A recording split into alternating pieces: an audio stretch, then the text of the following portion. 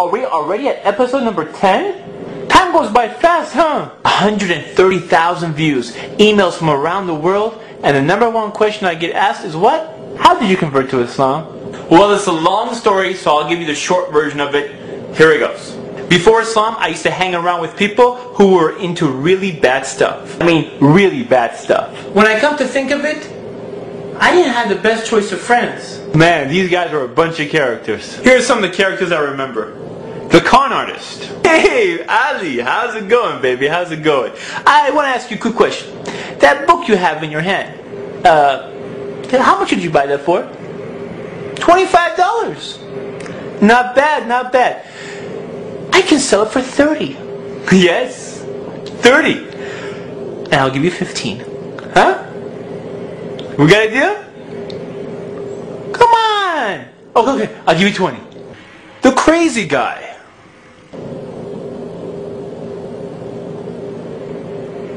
What? The trash talker. So he came up to me, I was like, dude, what are you talking about, man? What are you talking about? If you got something to say it in my face. And he was like, he just looked at me like I was crazy. And I told him, man, you know what? What? Is he behind me? Is he behind me? Oh, okay. Anyways, I told him, what did I tell him? The weird guy. So what you doing today? I don't know. I guess.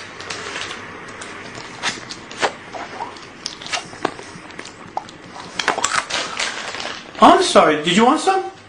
You sure? Okay. The thief. What's going on, man? Everything cool? You cool? Alright. Once I get those credit card numbers, I'll be in business. Bam! I'll be in business, you know what I'm saying? Woohoo! So one day, one of my best friends, which was also one of the worst friends, asked me to come play basketball with him in a Muslim basketball tournament. A Muslim basketball tournament. So I asked him, cool, who do we know that's Muslim? He tells me he's Muslim. You're Muslim? Mr. Illegal? Mr. I just got arrested? Mr. Let me teach you how to cheat in school? Mr. Hey, look at that girl over there? You're Muslim? You're Muslim?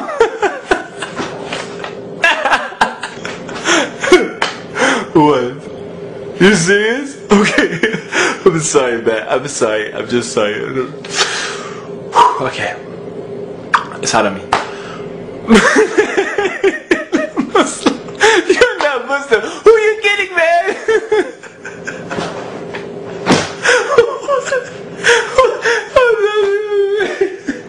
I'm getting out of here. I couldn't believe it. So on the day of the tournament, I go to his house, and all the teammates are meeting up there. But they're wearing hats that say the word Allah on it and the word Islam on it. I'm like, what? How could this be? I see these guys at school all the time.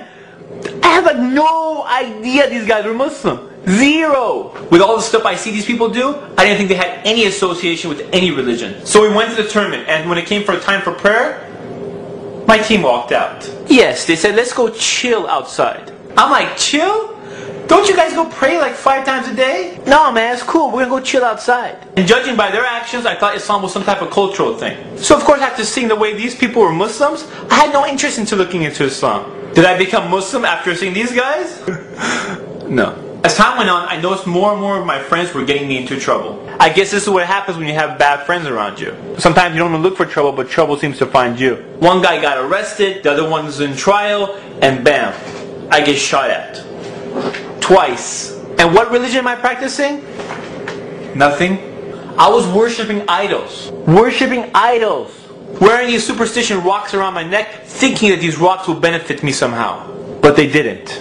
I was lost in a world of jahiliyyah, a world of ignorance. Islam was never given to me, so I had no idea what it was. Eventually, I realized that these idols didn't benefit me. So one day, I decided to search for the truth. I told myself if I find it, I will change my life.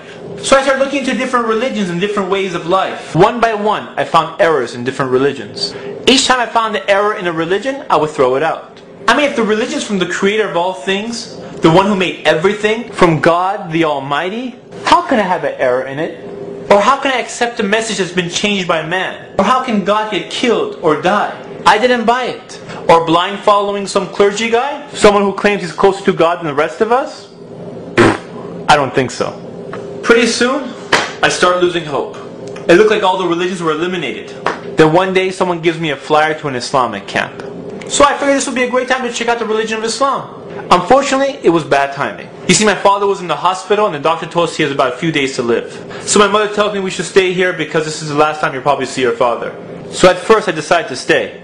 And then, suddenly, I don't know what happened, I changed my mind. I figured there was only one religion left and I had to check out what this Islam is. So against my family's will, I decided to go. So I took my purple-haired girlfriend and we went to the Islamic camp. Purple-haired girlfriend? Dude, I told you I was lost.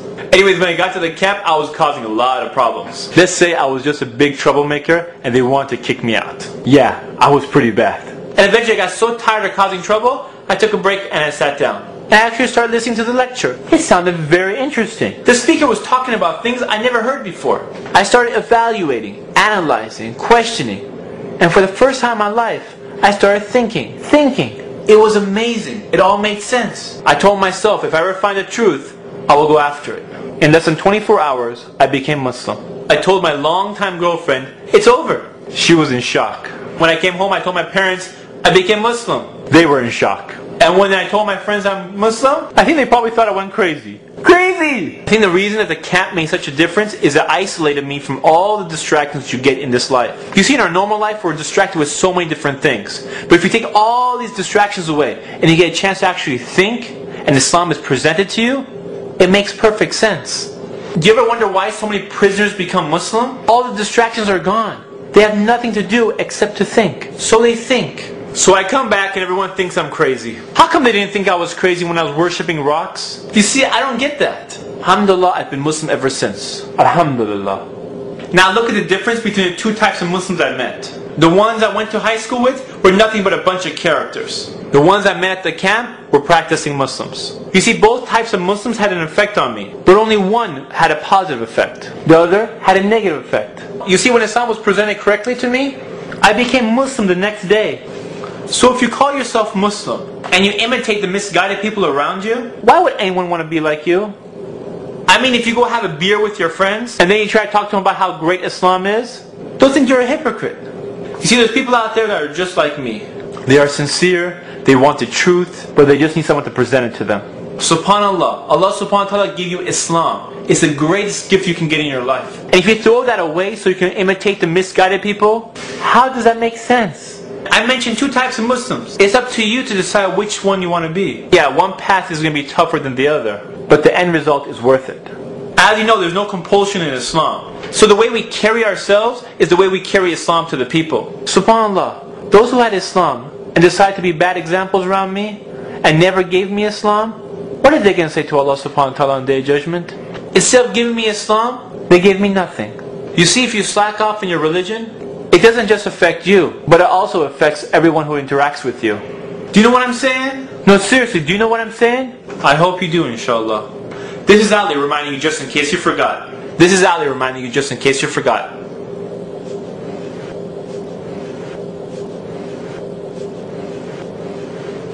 What? That's it. That's the last episode. 10 episodes, we finished them, alhamdulillah, and season 1 is finished. I hope to come back for season number 2, inshallah. I hope you come back for season number 2, inshallah. And I have plenty of ideas. It's just a matter of putting the time aside to do them, inshallah. Please go to ummahfilms.com. Go to the very top of the blog. There's a field that says enter your email. Type in your email, press enter, add yourself to our list, inshallah. So every time a post comes out, you'll be notified. When the second season comes out, inshallah, you'll also be notified, and that way, right when it comes out, you're back, inshallah.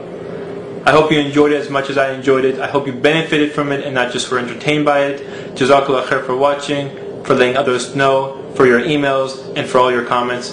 Assalamu alaikum. This is Ali reminding you just in case you forgot.